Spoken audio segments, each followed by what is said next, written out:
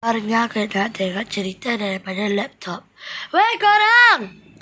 Nak main cerita hantu tak? Nak tengok cerita hantu tak? Weh, dah boleh lah! Aku panggil adik-adik aku dulu. Weh! Taruh sudah! Sekarang kita tengok cerita apa? Aku ni punya satu cerita tu tau. Tapi ceritanya aku lupa lah tajuk apa. Tapi super best gila doh. Sekejap, aku tengok dulu. Satna. Apa ya namanya?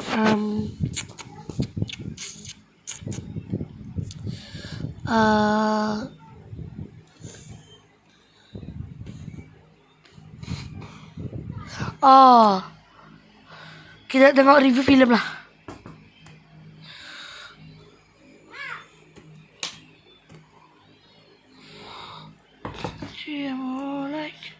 Masuklah.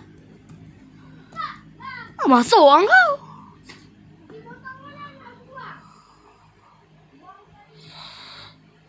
That's why I love it so much. Okay.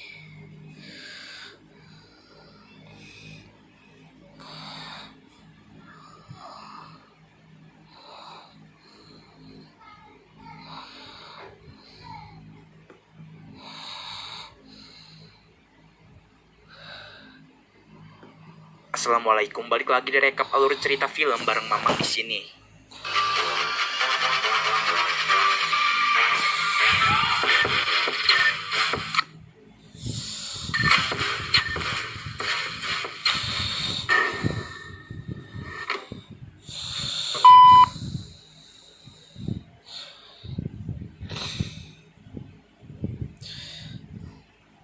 Lama.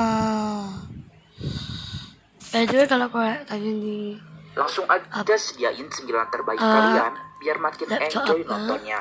Dan mari sama-sama kita bilang, hayu meluncur. Bukan itu saya tahu ada orang lain. Tapi lu udah lama dah sebenarnya. Coba ceritanya. Film ini diawali dengan seorang anak laki-laki yang sedang bermain mobil remote yang bernama Anjas.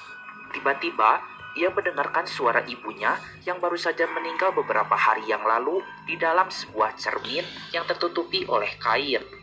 Ia pun segera menghampiri ayahnya karena ia sedang sangat rindu kepada ibunya. Anjas pun meminta maaf karena dirinya memaksa ingin diberikan mobil remote sehingga pada waktu itu ibunya mengalami kecelakaan dan meninggal. Ayahnya mengatakan jika itu sudah takdir, maka dari itu Anjas tidak perlu merasa bersalah lagi. Setelah itu ayahnya pun menyuruh Anjas untuk segera tidur ke kamar. Anjas tidak mau, ia merasa kesepian dan masih ingin bersama ayahnya. Ayahnya pun marah dan membentak Anjas agar segera pergi ke kamar.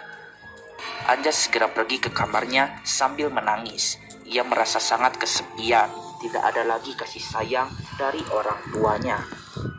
Untuk meluapkan emosinya, ia segera menggambar sosok ibunya. Dan tiba-tiba terdengar kembali suara ibunya memanggil-manggil nama Anjas. Ternyata suara itu berasal dari dalam cermin. Di atas cermin itu terdapat tulisan Jawa kuno. Anjas yang bisa bahasa Jawa kuno segera membacanya. Dan setelah dibaca, tiba-tiba datanglah ibu Anjas yang sedang duduk di depan cermin itu. Anjas sangat senang dan segera memeluk ibunya.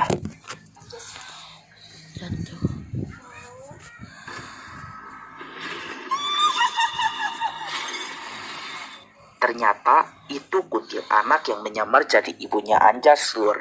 Anjas pun hilang, diculik oleh kuntil anak.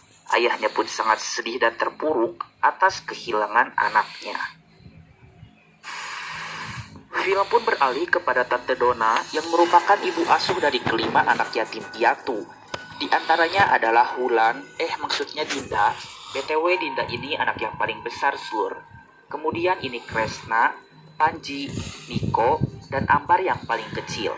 Suatu hari Tante Dona akan pergi ke luar negeri karena ada suatu hal yang penting. Tante Dona berencana akan pergi selama 3 minggu. Maka dari itu, ia akan menitipkan kelima anak asuhnya kepada keponakannya yang bernama Lydia. Sebelum berangkat ke luar negeri, Tante Donna melihat jika Dinda sedang bersedih. Ternyata Dinda sedih karena ia belum bisa menerima Tante Donna sebagai ibunya, dan ia juga belum bisa menerima adik-adiknya sebagai keluarganya sendiri. Tante Donna pun mengatakan gak apa-apa, jangan terlalu dipaksakan. Nanti juga, seiring berjalannya waktu, Dinda pasti bisa menerima Tante Donna serta adik-adiknya sebagai keluarga. Dan sebelum berangkat ke bandara, Tante Donna pun berpamitan dulu kepada anak-anak asuhnya. Tante Donna mengingatkan kepada Lydia untuk selalu menjaga anak-anak, terutama Ambar. Ia paling sensitif dari semua kakak-kakaknya. Setelah itu, Tante Donna segera pergi ke bandara, diantarkan oleh Glenn, pacarnya Lydia.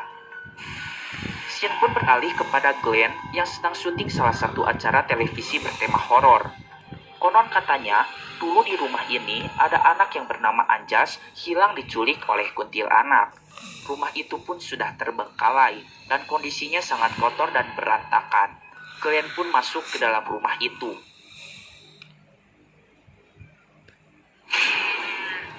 Betapa terkejutnya ia ketika ada seekor kucing lompat dari tangga. Setelah selesai syuting, Glenn ditelepon oleh Lydia. Lydia meminta kepada Glenn untuk membeli cermin di pasar. Soalnya cermin Tante Donna sudah retak. Dia berniat akan membuat surprise ketika nanti Tante Donna pulang.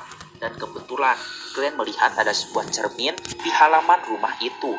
Cermin tersebut terlihat masih bagus dan sangat antik. Maka dari itu, Glenn segera membawa cermin itu. Karena cermin ini akan dijadikan surprise, maka Glenn dan Lydia memutuskan untuk menyimpan cerminnya di dalam gudang dan ditutupi oleh kain. Di kamar, Miko yang suka dengan hal-hal mistis pun terlihat sedang membaca buku tentang kuntilanak. Kuntilanak menginginkan anak kecil. Ia akan menculik anak kecil yang secara sadar mau diajaknya. Anak-anak yang suka keluar setelah maghrib, anak-anak yang tidak patuh kepada orang tua, terutama anak yang kesepian dan membutuhkan kasih sayang ibu. Anak-anak itu akan dijadikan sebagai pengganti anaknya kuntilanak yang meninggal dalam kandungan. Tiba-tiba, itu terbuka dengan sendirinya.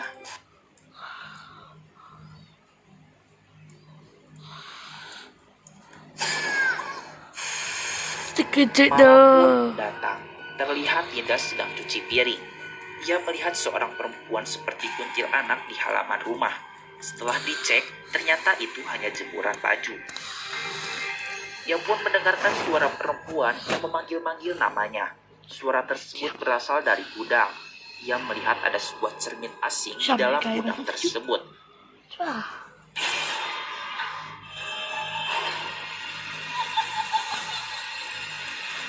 Karena Dinda sudah ketakutan, ia segera keluar dari gudang tersebut. Keesokan harinya, mereka berlima sedang bermain bersama. Ya, Halah, ding. Cepat. Lama kak. namanya juga bocil, di tengah-tengah permainan mereka malah berantem seluruh. Untungnya kali dia datang, dan kali dia What the heck?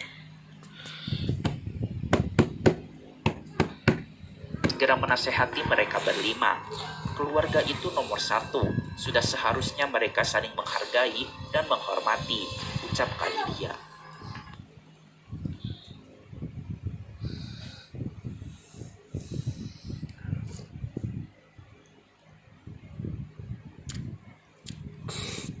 Kalau ka dapat kambang.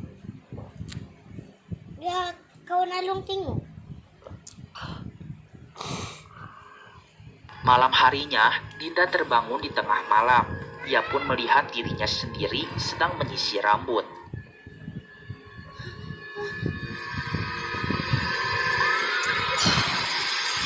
Dan ternyata itu hanya mimpi buruk saja. Setelah itu Dinda segera keluar dari kamar. Dan ia melihat jika TV di ruang tengah menyala, tetapi menampilkan gambar yang buram. Tiba-tiba muncul sosok perempuan memakai kebaya sambil menyanyikan lagu Lingsir Wengi. Siapa tuh? Diam.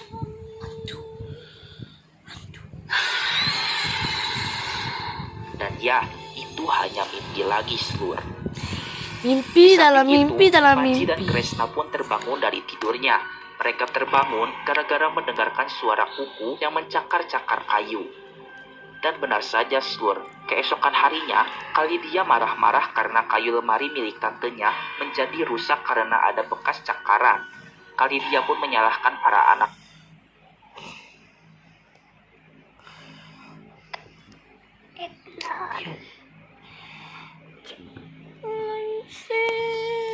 Tidak lagi. Ya menau.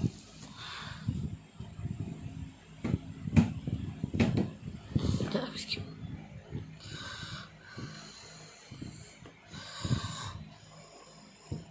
Makin lama toh. Keesokan harinya, Kalidia marah-marah karena kayu lemari milik tantenya menjadi rusak karena ada bekas cakaran.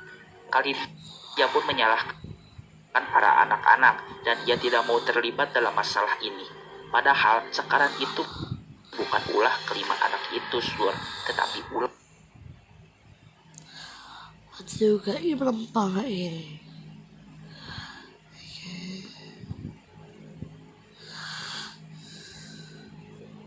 Nah tuh, rumah tadi.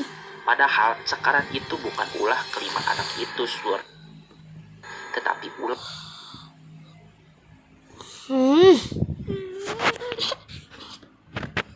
Balik yuk. Balik. Kita sampai sini dulu lah. Internet slow. Bye bye. Like, comment, subscribe, share sekali ya. Jangan ikut.